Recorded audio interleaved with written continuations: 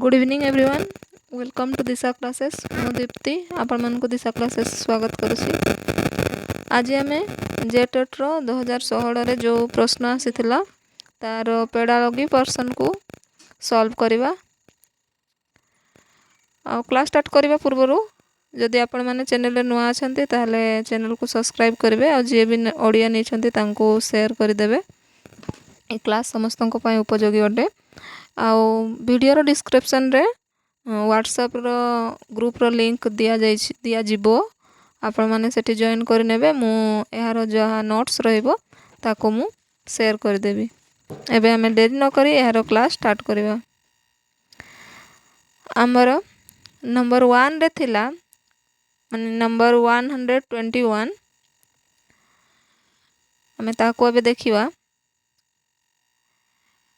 रीमा तांकर सांग को पानी रे बुड़ी जाउथबा बेले बंचाइबा जोगु 26 जनवरी रे साहसिक पुरस्कार पाइले।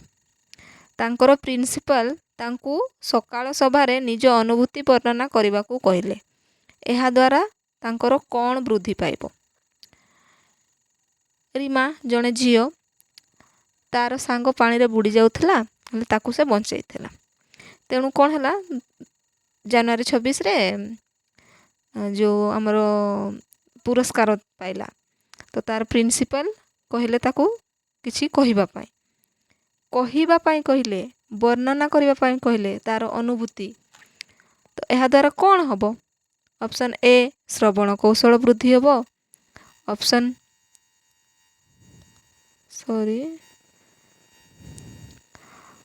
बी लेखन कौशल वृद्धि हबो। ऑप्शन सी कथन कौशल हेबो ना पठन कौशल ठीक हेबो।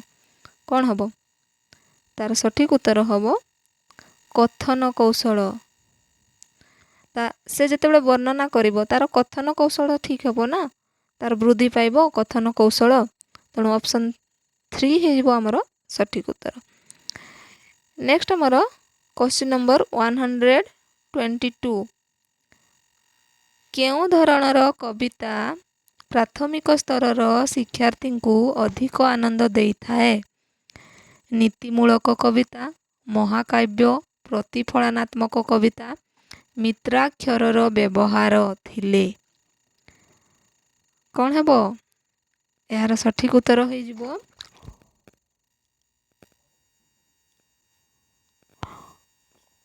ऑप्शन 4 मित्राक्षरर व्यवहार। एबे आमे टिके ये प्रतिफलनात्मक कोटा कौन आउ मित्राक्षरर व्यवहार थिले कौन सेटा जानिबा।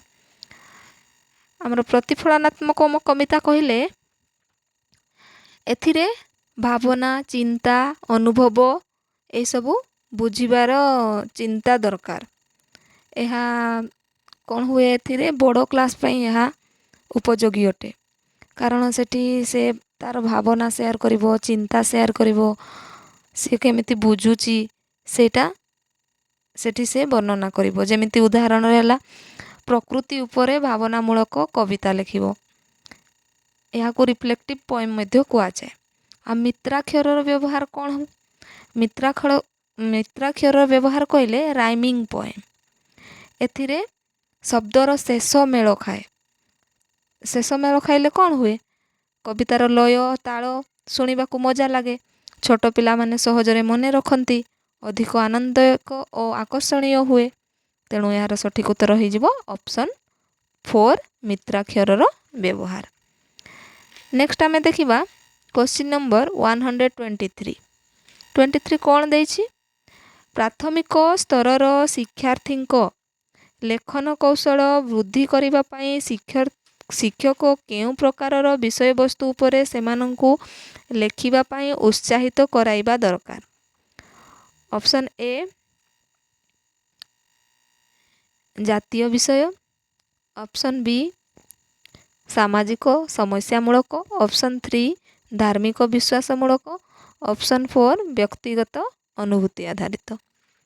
तो यार सठिक उत्तर हो जिवो ऑप्शन 4 व्यक्तिगत आधारित।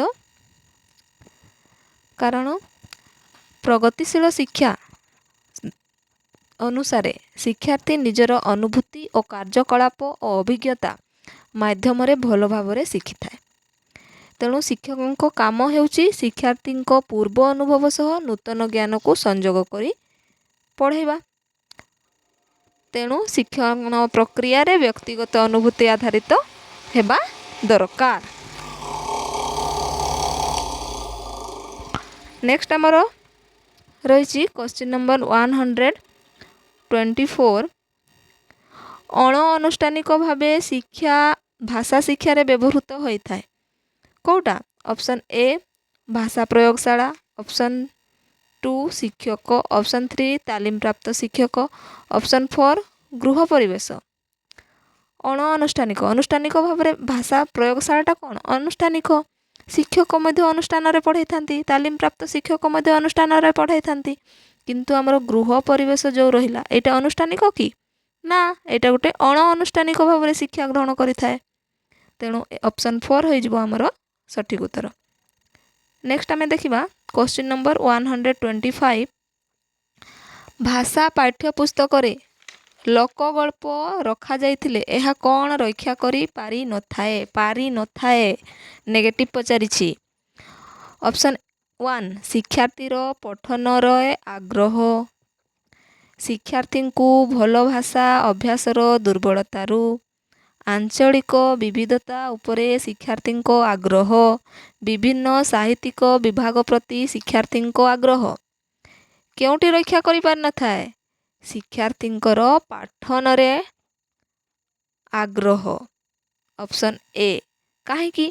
ଲୋକଗଳ୍ପର ଦ୍ୱାରା ଶିକ୍ଷାର୍ଥୀମାନେ କ'ଣ କରିଥାନ୍ତି? ସେମାନେ ଭାଷା ଅଭ୍ୟାସ କରିଥାନ୍ତି, ସାମାଜିକ ଓ ସାଂସ୍କୃତିକ ଜ୍ଞାନ ପାଆନ୍ତି, କଳ୍ପନା ଶକ୍ତି ବୃଦ୍ଧି ହୁଏ, ମୂଲ୍ୟବୋଧର ବିକାଶ ହୁଏ ନା। ଲୋକଗଳ୍ପ ଯେତେବେଳେ ସେ ଶିଖନ୍ତି, କିନ୍ତୁ ସେଠି ଆଗ୍ରହ ଯେ ପଠନରେ ମାନେ ପଢ଼ିବାରେ ତା'ର ଆଗ୍ରହ ହେବ, ସେଇଟା ତ କମ୍ପଲସରି ନୁହେଁ, ତା'ର ଉଦ୍ଦେଶ୍ୟ ନୁହେଁ ନା, ମୁଖ୍ୟ ଉଦ୍ଦେଶ୍ୟ ନୁହେଁ। ତେଣୁ ଏଟାରେ ଉତ୍ତର ହେଇଯିବ ଅପସନ୍ 1 ଭାଷା ପାଠ୍ୟ ପୁସ୍ତକରେ ଲୋକଗଳ୍ପ ରଖାଯାଇଥିଲେ ଏହା ଶିକ୍ଷାର୍ଥୀର ପଠନରେ ଆଗ୍ରହ ରକ୍ଷା କରିପାରିନଥାଏ। ନେକ୍ସଟ ଆମେ ଦେଖିବା କ୍ୱେଶ୍ଚିନ୍ ନମ୍ବର 126। ପ୍ରାଥମିକ ସ୍ତରରେ ପଠନ କୌଶଳ ବୃଦ୍ଧି କରାଇବା ପାଇଁ ଭାଷା ଶିକ୍ଷକ କେଉଁଥିରେ ଗୁରୁତ୍ୱ ଦେବା ଉଚିତ? ଅପସନ୍ 1 ପ୍ରତ୍ୟେକ ଅକ୍ଷରକୁ ଚିହ୍ନିବାରେ, ପଠନ ଓ ଚିନ୍ତା ଶକ୍ତିରେ ବିରାମ ଚିହ୍ନର ବ୍ୟବହାରରେ, କି ଅନର୍ଗଳ ଭାବରେ ପଢ଼ିବାରେ? ପ୍ରାଥମିକ ସ୍ତର ଆଉ ତା'ର ପଠନ କୌଶଳ ବୃଦ୍ଧି କରିବା। ତେଣୁ କ'ଣ? ସେ ଯେତେବେଳେ ଅକ୍ଷରଟାକୁ ଚିହ୍ନିବ ତାହେଲେ ସିନା ପଢ଼ିପାରିବ। ତେଣୁ ଏହାର ସଠିକ ଉତ୍ତର ହୋଇଯିବ ପ୍ରତ୍ୟେକ ଅକ୍ଷରକୁ ଚିହ୍ନିବାରେ ଆମେ ଗୁରୁତ୍ୱ ଦେବା। ନେକ୍ସଟ ଆମର କ୍ୱେଶ୍ଚିନ୍ ନମ୍ବର 127। ଶିକ୍ଷକ ଗୋଟିଏ ଶ୍ରେଣୀକୁ 5 ଭାଗରେ ଭାଗ କରି ସେମାନଙ୍କର ବାଣ ଫୁଟାଇବାର ପରିଣତି ଉପରେ ଲେଖିବାକୁ କହିଲେ। ସେମାନଙ୍କୁ ତାଙ୍କର ଇଚ୍ଛା ଅନୁସାରେ ସୃଜନଶୀଳତା ଅବଲମ୍ବନ କରିବାର ସୁଯୋଗ ଦିଆଗଲା। ସେମାନଙ୍କର ଇଚ୍ଛା ଅନୁସାରେ, କାହାର? ଶିକ୍ଷାର୍ଥୀମାନଙ୍କର ଇଚ୍ଛା ଅନୁସାରେ ଅବଲମ୍ବନ କରିବାକୁ ସୁଯୋଗ ଦିଆଗଲା। ଶିକ୍ଷକ ସେମାନଙ୍କୁ ଆବଶ୍ୟକ ମତେ ପରାମର୍ଶ ଦେଉଥିଲେ। ମାନେ ଶିକ୍ଷକ ଏଠାରେ ଫେସିଲିଟେଟର ଥିଲେ, ସୁବିଧା ଦାତା ଥିଲେ। ଏହା କି ପ୍ରକାର ଅଧ୍ୟୟନ କୁହାଯିବ? ଶିକ୍ଷାର୍ଥୀ କେନ୍ଦ୍ରିକ, ମୂଲ୍ୟାୟନ କେନ୍ଦ୍ରିକ, ଶିକ୍ଷକ କେନ୍ଦ୍ରିକ ନା ଅଭିନୟ କେନ୍ଦ୍ରିକ? ତ ଏହା କୁହାଯିବ ଅପସନ୍ ଏ ଶିକ୍ଷାର୍ଥୀ କେନ୍ଦ୍ରିକ। ତେଣୁ ଅପସନ୍ 1 ହେଇଯିବ ସଠିକ ଉତ୍ତର। ନେକ୍ସଟ ଆମର କ୍ୱେଶ୍ଚିନ୍ ନମ୍ବର 128। ଜଣେ ଚତୁର୍ଥ ଶ୍ରେଣୀ ପଢ଼ାଉଥିବା ଶିକ୍ଷକ ଲକ୍ଷ୍ୟ କଲେ ଯେ ଶିକ୍ଷାର୍ଥୀମାନେ ଚାର୍ଟ, ଫ୍ଲାସ୍ କାର୍ଡ଼ ଓ ସ୍ମାର୍ଟ ବୋର୍ଡ଼ର ବ୍ୟବହାର ଦ୍ୱାରା ନୂତନ ଅତି ବାସ୍ତବ ବିଷୟ ଖୁବ୍ ସହଜରେ ଶିକ୍ଷା କରନ୍ତି। ଏ ପ୍ରକାରର ଶିକ୍ଷଣ ଶୈଳୀକୁ କ'ଣ କୁହାଯାଏ? ଶ୍ରବଣ, ସୌନ୍ଦର୍ଯ୍ୟବୋଧ, ଦର୍ଶନ ବା ଦୃଷ୍ଟି ସଂକ୍ରାନ୍ତ ନା କାଇନେଥେଟିକ୍ସ? କ'ଣ କୁହାଯିବ? ଏହାର ସଠିକ ଉତ୍ତର ହେଲା ଅପସନ୍ 4 କାଇନେଥେଟିକ୍। କାହିଁକି କାଇନେଥେଟିକ୍ ହେବ? କାରଣ କାଇନେଥେଟିକ୍ର ଅର୍ଥ ହେଉଛି ଶିଶୁ ବା ଶିକ୍ଷାର୍ଥୀ କରି ଶିଖିବାକୁ ପସନ୍ଦ କରନ୍ତି ନା। ଆଉ ଯେତେବେଳେ ହାତରେ କାମ, ପ୍ରୟୋଗ, ଭୂମିକା ଅଭିନୟ, ଦଳୀୟ କାର୍ଯ୍ୟ ଇତ୍ୟାଦି ଦ୍ୱାରା ସେମାନେ କରିଥାନ୍ତି, ତ ଭଲ ଭାବରେ ଶିଖନ୍ତି। କେବଳ ଶୁଣିବା ଆଉ ପଢ଼ିବା ଅପେକ୍ଷା କାର୍ଯ୍ୟ କରିବା ଦ୍ୱାରା ଅଧିକ ବୁଝିଥାନ୍ତି ଶିକ୍ଷାର୍ଥୀମାନେ। ତେଣୁ ଏହାର ସଠିକ୍ ଉତ୍ତର ହୋଇଯିବ ଅପସନ୍ ନମ୍ବର 4। ନେକ୍ସଟ ଆମର କ୍ୱେଶ୍ଚିନ୍ ନମ୍ବର 129 ଦେଖିବା। ଏବେ କ'ଣ ଦେଇଛି? ଗଳ୍ପ ପୁସ୍ତକରୁ ଗଳ୍ପଟିଏ ସୂଚିତ କରାଇବା ବେଳେ ଶିକ୍ଷକ କ'ଣ ଆଲୋଚନା କରିବା ଉଚିତ? ସୂଚିତ କରାଇବା ବେଳେ ମାନେ ଇଣ୍ଟ୍ରୋଡ୍ୟୁସ୍ କଲାବେଳେ ଅପସନ୍ ଏ କାହାଣୀ, ମୁଖ୍ୟ ଧାରଣା ବା ବକ୍ତବ୍ୟ, ଛାତ୍ରଛାତ୍ରୀମାନଙ୍କ ଅନୁଭୂତିକୁ ଯୋଡ଼ି ବିଷୟବସ୍ତୁ, କାହାଣୀର ପ୍ରଶ୍ନ ଉତ୍ତର, ଅପସନ୍ 4 କାହାଣୀର କଠିନ ଶବ୍ଦ ମୂଳକ। ହେଲେ ଏହାର ସଠିକ୍ ଉତ୍ତର ହୋଇଯିବ ଅପସନ୍ 2 ଛାତ୍ରଛାତ୍ରୀମାନଙ୍କ ଅନୁଭୂତିକୁ ଯୋଡ଼ି ବିଷୟବସ୍ତୁ। କାରଣ ଅପସନ୍ ଏ ଯେଉଁ ଦେଇଛି ଆମର କାହାଣୀର ମୁଖ୍ୟ ଧାରଣା ବା ବକ୍ତବ୍ୟ, ଏହା କ'ଣ? ଏହା ଗଳ୍ପ ପଢ଼ି ସାରିବା ପରେ ଆଲୋଚନା କରାଯାଏ। ଆଉ କାହାଣୀର ପ୍ରଶ୍ନ ଉତ୍ତର କେବେ କରାଯାଏ? ପ୍ରଶ୍ନ ଉତ୍ତର ବି ଆମର ଯେତେବେଳେ କାହାଣୀଟା ପଢ଼ି ସାରୁ ସେତେବେଳେ କରିଥାଉ। ଆଉ କଠିନ ଶବ୍ଦମୂଳକ ଏହା ଆମେ ପଢ଼ୁଥିବା ବେଳେ କରିଥାଉ, କିନ୍ତୁ ଷ୍ଟାର୍ଟିଂରେ ତ କରିନଥାଉ ନା। ଯେତେବେଳେ ଆମେ ବିଷୟର ନାମ କହିଥାଉ, ଇଣ୍ଟ୍ରୋଡ୍ୟୁସ୍ କରିଥାଉ, ସେତେବେଳେ କରିଥାଉ ନା। ଆମେ ସେତେବେଳେ କ'ଣ କରିଥାଉ? ଛାତ୍ରଛାତ୍ରୀମାନଙ୍କର ପୂର୍ବ ଅନୁଭବ ବା ପୂର୍ବ ଜ୍ଞାନ ସହିତ ନୂତନ ବିଷୟକୁ ସମ୍ପର୍କିତ କରି ଆମେ ତାଙ୍କୁ ବୁଝେଇଥାଉ ନା। ତେଣୁ ଅପସନ୍ 2 ହୋଇଯିବ ଏହାର ସଠିକ୍ ଉତ୍ତର। ନେକ୍ସଟ ଆମର କ୍ୱେଶ୍ଚିନ୍ ନମ୍ବର 130 ଦେଖିବା କ'ଣ ଦେଇଛି। ଅନର୍ଗଳତାର ଅର୍ଥ ନିର୍ଭୁଲ ବନାନ ଲେଖିପାରିବା, ଅନର୍ଗଳ କଥନ ପଠନ ଓ ଲିଖନ ସମ୍ଭବ ହେବା, ନିଜ ଭାଷାରେ ଗଳ୍ପ ବା ସଂକ୍ଷେପୀକରଣ କରିବା, ବ୍ୟାକରଣ ନିୟମ ସ୍ପଷ୍ଟୀକରଣ କରିପାରିବା। କ'ଣ ହେବ ଏହାର ସଠିକ୍ ଉତ୍ତର? ଅନର୍ଗଳତାର ଅର୍ଥ ହେଲା ଫ୍ଲୁଏନ୍ସି। ଠିକ୍ ଅଛି, ଏହାର ଅର୍ଥ ହେଇଯିବ ଫ୍ଲୁଏନ୍ସି। ଭାଷାକୁ ସହଜ, ସ୍ୱାଭାବିକ ଓ ବିନା ବାଧାରେ ବ୍ୟବହାର କରିପାରିବା, ଏହାକୁ ହିଁ ଅନର୍ଗଳତା କୁହାଯାଏ। ତ ଏହାର ଲେଖିବାରେ କ'ଣ ହେବ? ସଠିକ ଓ ସ୍ୱଚ୍ଛନ୍ଦ ଭାବରେ ଲେଖିପାରିବା। ତେଣୁ ଅପସନ୍ 1 ହେଇଯିବ ଆମର ସଠିକ୍ ଉତ୍ତର। ନେକ୍ସଟ ଆମର କ୍ୱେଶ୍ଚିନ୍ ନମ୍ବର 131।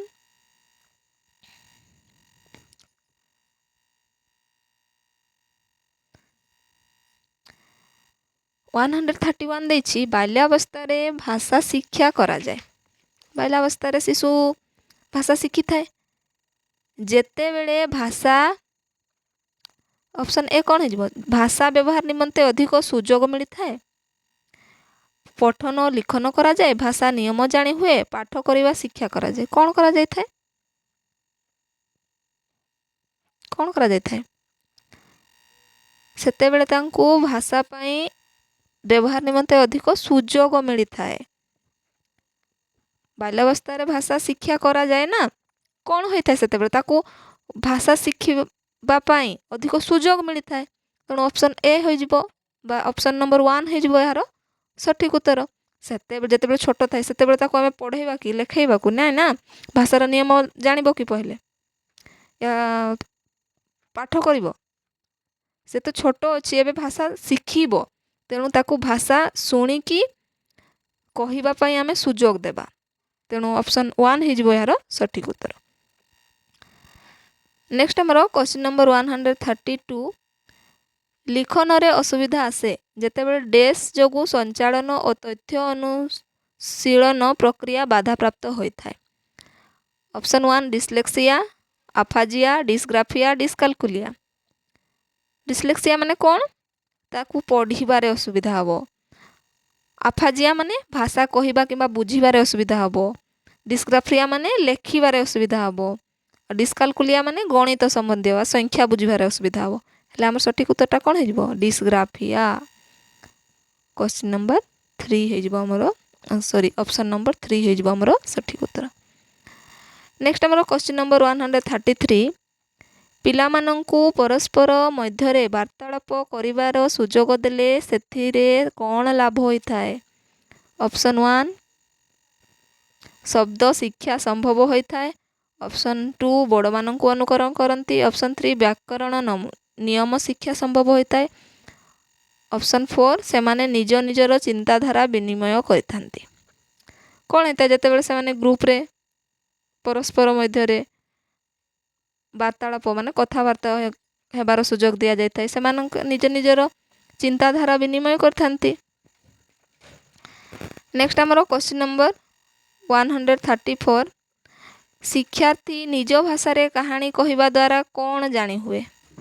ଅପସନ୍ 1 ସଠିକତା, ଅପସନ୍ 2 ସ୍ମରଣ ଶକ୍ତି, ଅପସନ୍ 3 ଅନର୍ଗଳତା, ଅପସନ୍ 4 ବୋଧ ଶକ୍ତି। ତାହେଲେ ପିଲାଟା ଯେତେବେଳେ ନିଜେ ନିଜର ଭାଷାରେ କହିବ କ'ଣ ହେବ? ତା'ର ବୋଧ ଶକ୍ତି ବୃଦ୍ଧି ପାଇବ ନା।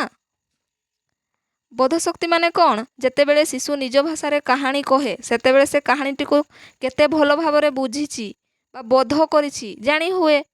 ଯଦି ଶିଶୁ ଘଟଣା ଗୁଡ଼ିକୁ ଠିକ୍ କ୍ରମରେ ନିଜର ଶବ୍ଦରେ କହିପାରେ ତେବେ ତାହାର ବୋଧ ଶକ୍ତି ଭଲ ହୋଇଛି ବୋଲି ଆମେ ବୁଝିଥାଉ ନା।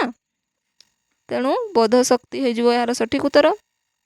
ନେକ୍ସଟ ଆମର 135, ଯାହାକି ଶେଷ ପ୍ରଶ୍ନ ପେଡାଗୋଗୀର। ପ୍ରାଥମିକ ସ୍ତରରେ ସର୍ବଦା ଶିକ୍ଷକ ଶିକ୍ଷାର୍ଥୀଙ୍କୁ ଚିତ୍ର ଅଙ୍କନ କରିବାକୁ ବତାଇଥାନ୍ତି। ମାନେ ପିଲାମାନଙ୍କୁ ସର୍ବଦା ଚିତ୍ର କରିବା ପାଇଁ କହିଥାନ୍ତି। ଏହାଦ୍ୱାରା କ'ଣ ଲାଭ ହୋଇଥାଏ? ପିଲାମାନଙ୍କର କ'ଣ ଲାଭ ହୋଇଥାଏ? ଶ୍ରେଣୀ କକ୍ଷରେ ଶିକ୍ଷାର୍ଥୀ ନୀରବତା ରକ୍ଷା କରିଥାନ୍ତି କି ପିଲାମାନେ ଚୁପଚାପ ରହିବେ ବୋଲି ଶିକ୍ଷକ ସେଟା କରିଥାନ୍ତି? ଅପସନ୍ 2 ଶିକ୍ଷକଙ୍କୁ ଶିକ୍ଷାଦାନରୁ ନିବୃତ୍ତ ରଖିବା ସମ୍ଭବ ହୋଇଥାଏ। ପରିଚାଳନା ଦକ୍ଷତା ବୃଦ୍ଧି ହୋଇଥାଏ। ଶିକ୍ଷାର୍ଥୀଙ୍କୁ ଆନନ୍ଦ ଦେବା ସମ୍ଭବ ହୋଇଥାଏ। କ'ଣ ହୋଇଥାଏ? ପିଲାମାନଙ୍କର କ'ଣ ଲାଭ ହୋଇଥାଏ? ପିଲାମାନଙ୍କର ପରିଚାଳନା କ୍ଷମତା ବୃଦ୍ଧି ହୋଇଥାଏ। ପରିଚାଳନା କ୍ଷମତା ମାନେ କ'ଣ? Motor skill. ଆମେ CDPରେ ପଢ଼ିଛୁ ନା ମୋଟର ସ୍କିଲ୍। ଫାଇନ୍ ମୋଟର ସ୍କିଲ୍ର ବିକାଶ ପାଏ। ଯେତେବେଳେ ପିଲାଟା ଲେଖିବ, ଚିତ୍ର ଅଙ୍କନ କରିବ, ସେତେବେଳେ କ'ଣ ହେବ? ତା'ର ସୂକ୍ଷ୍ମ ଚାଳନା କୌଶଳ ବୃଦ୍ଧି ପାଇବ। ତ ଏହା ଥିଲା ଆଜିର ଶେଷ ପ୍ରଶ୍ନ। ଆଉ ଗୋଟେ କ୍ଲାସ୍ରେ ଆମେ ବାକି ପର୍ସନ୍କୁ କଭର୍ କରିବା। ତ ଆଜିର କ୍ଲାସ୍ ଏତିକି।